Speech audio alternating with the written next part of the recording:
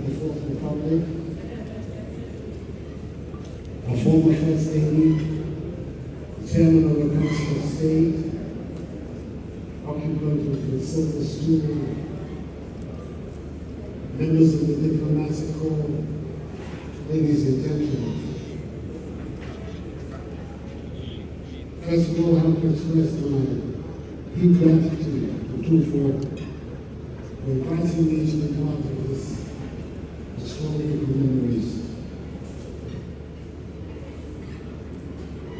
And thank you again for organizing this commemoration.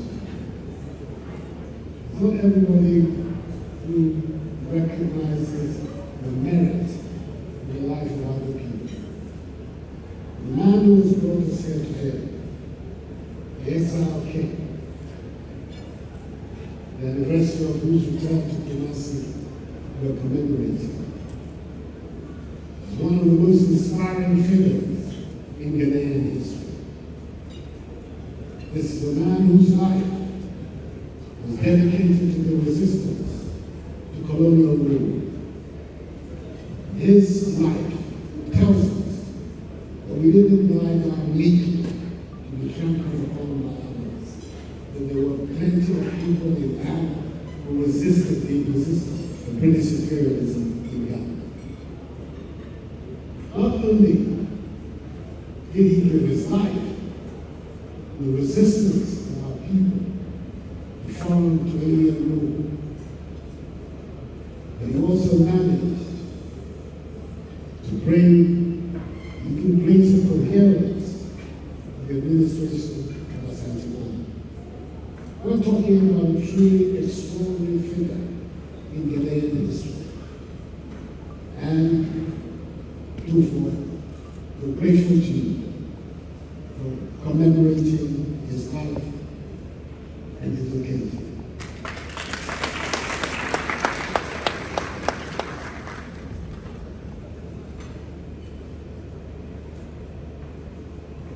When I was told in one of my visits to Kumasi that the last residence and dwelling place of Otumfour and my grandmother the first was a small house on the property where the airport is now. That was when I made up my mind that if indeed the completion of the airport was to take place in my time as president, I would name it after him. By the grace of God, that happened. I have very personal reasons for my, to call it affection and admiration for the man. One of my closest childhood friends is Edmund Brentler, who is now at Montehilly, the region. He and I grew up together because his father, Henry Brentler, who was one of the Seychelles people, who was born in the Seychelles, was an extremely close friend of my own father. Whenever he came to Accra to stay with us, he brought the Central to the law. And he and I bonded right from the beginning and became friends up to today. I think a lot of it was helped by the fact that we're almost the same height. It made it very easy for us to become good friends. But he always brought back to me, in my recollection, the memories of his grandfather and how his grandfather meant to the history of our country. So I'm extremely happy to be privileged to be part of this occasion, and by the gracious consent of the Otumfour we're commemorating his life and legacy. And his life and legacy also tells us how individuals can forge huge relationships, even unwittingly. Today, we are hosts to the President and the First Lady of the Republic of Seychelles. resurgence in the Seychelles has meant that people of Seychelles and the people of Ghana are linked and bounded together for all time to come. And it is this man who is made that possible. Mr. President, we welcome you once again, your lady, to Ghana, and to say that we will continue to develop this relationship with Otumfour the first established between the people of Seychelles and the people of Ghana. It's a relationship that we will continue to nurture. And it is one that I believe has a great deal of potential for our future. A continent nestles in the Indian Ocean, and one that nestles in the Gulf of Guinea on the Atlantic coast. So far apart, and yet, because of the life of this land, are now bound together in mutual development and hopefully mutual prosperity. We have a lot to give to each other. And when we do so, we always will remember the life, the sacrifice, and the legacy of the incredible first, Ztv. We should all of us remember that history is made by people like you and I. There are no extraneous people who are going to come and make our history for us. We have to make our own history. And that's the lesson that this man's life has taught us. And we make our own history. He was followed into exile. He was followed into exile by one of the most remarkable women that the Ghanaian people have ever produced. Lady Suhima Lasatwa. The one who took it upon herself to defend the sanctity of the Golden Stool and waged the war and resistance to British colonial authority in our country. She died in the Seychelles. Unfortunately for us, when we came to return back to us, he brought us the remains of the atmosphere back to Ghana. The story is a story that will be told on another occasion, but it is very much part of what we are doing here today. The lives of these two people, the Ztv and Suhima, tell a great deal about the history of our country and about our determination to forge our own destiny. With help, culture, and the help and welfare of the President of the Republic of Seychelles.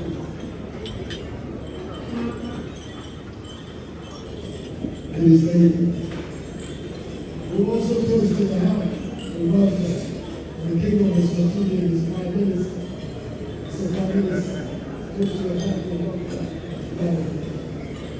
And above all, just in the memory of the saint Commemorating the first,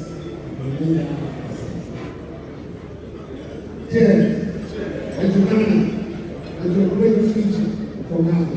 Dear.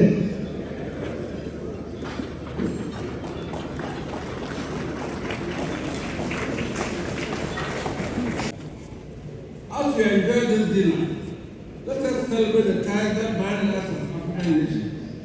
Let this occasion serve as a reminder of the importance of collaboration and solidarity in addressing the challenges of our time, while building a future rooted in shared values and collective progress. Thank you, and may this evening be as memorable as the legacy we seek to celebrate. Thank you very much. The chairman of the Silver Jubilee celebrations of our king is the chair of the Council of States and the Jubilee Day, and now it's also going to say, please, round of applause. The British colonial power. Asante have fought 4 wars to resist colonial conquest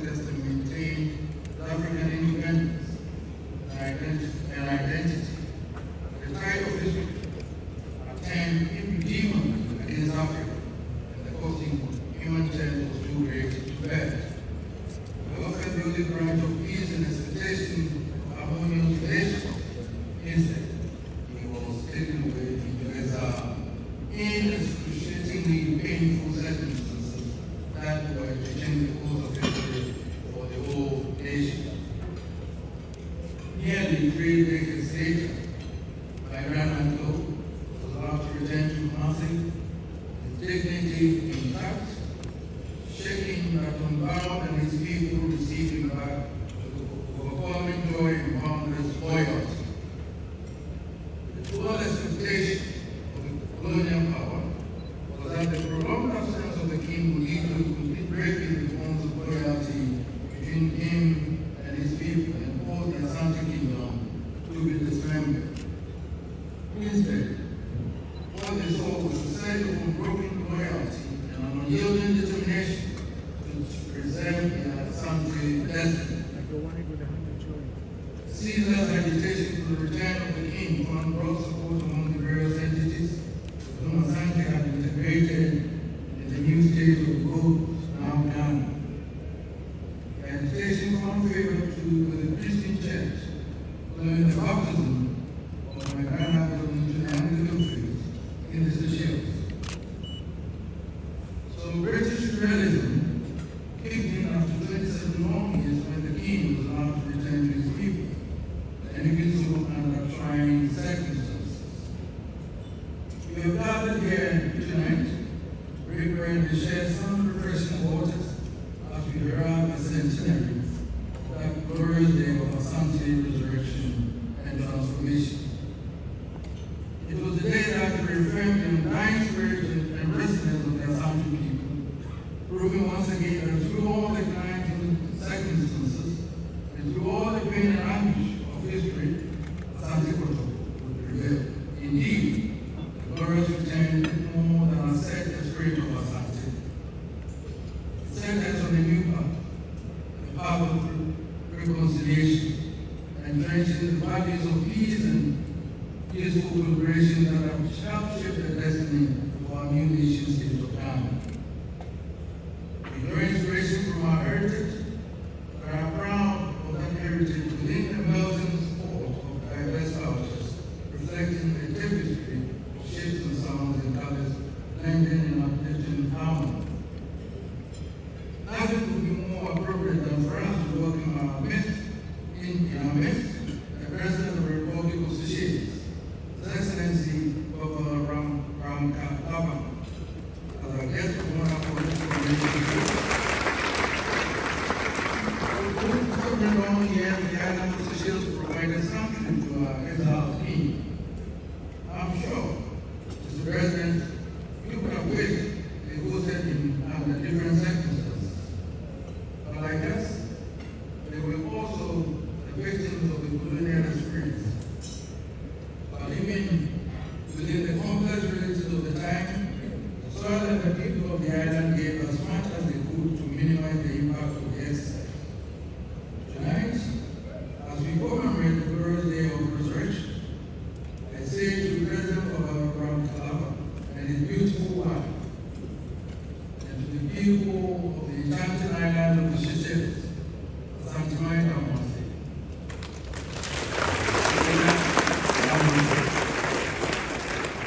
You, Mr. President, Asante says thank you for faithfulness, compassion, and allowing the spirit of African solidarity to triumph over adversity.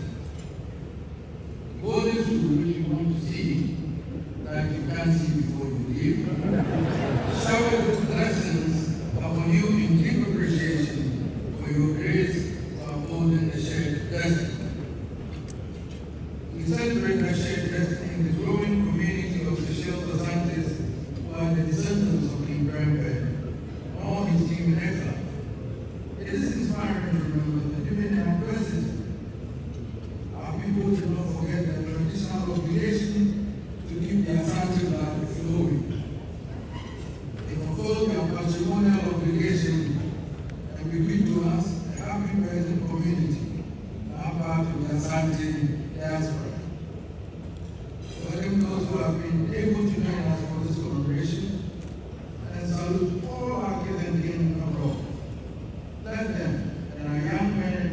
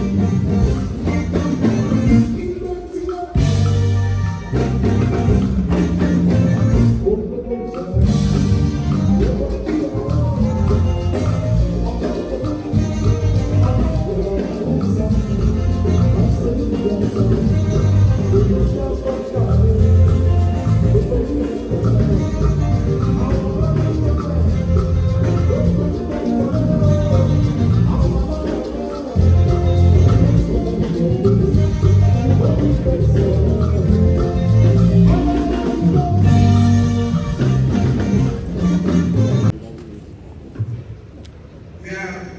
also truly thrilled to have with us tonight the Prime Minister of my esteemed brother, Kingdom of the Swatini.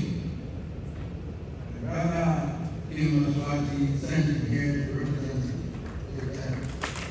Right from the welcome to Miso Lamani, it is necessary to stress the significance of the Ghana's by your presence. Kingdom of the Swatini, also known as Swaziland, or the Switzerland of Africa, is the only constitutional monarchy in Sub-Saharan Africa.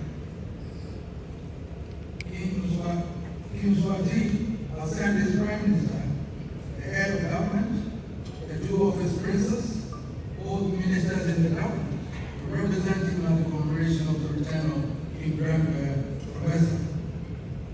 They have come to another relic of African history, the brotherhood of African kingdoms, and their common exploits from colonial adversity for the free cities we have today. We do not invent history. We are made of history, like all the great empires and kingdoms of Africa's glorious past. The Swatini knows the shape of the brotherhood. We recall that the United Nations proclaimed the 1960s the decade of African liberation, marking the happy emergence of the entire continent from the troubled epoch of colonial subjugation. 7 decades after, no one can vaguely suggest that Africa is anywhere near the fulfillment of the aspirations of our liberation struggle. We are still laboring on the political structure, the struggle of our traditions and cultures, but partners in a joint endeavor to have a good life for ourselves. Part of reconciliation led to the genuine integration of Asante into the new state of the Gold Coast and to the national cohesion which was to follow. By the fate of history, it is the legacy which makes this commemoration so critical for our nation, and not only for our nation but for Africa, and not only for Africa, but the entire world. I thank you very much for coming, attending this occasion, and now we will in the years to come, we will still some considerations here in the country. The unique house is 300 years of my Ghana for returning, and we will celebrate from here President Addo and the Hungary. The wise words of our King Otumfour was saying to the second King of all Asante, home and abroad. Please put your hands together in celebration.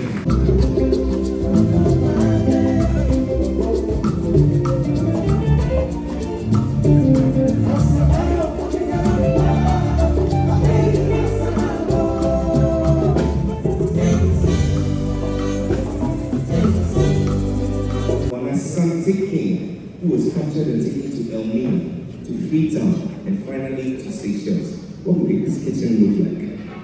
Well, we're about to explore that. The first course is served, and it will be a reminder of what King Prez's kitchen looked like. Bon appetit, and while you're at that, I'm sending you to some very good music. See you shortly.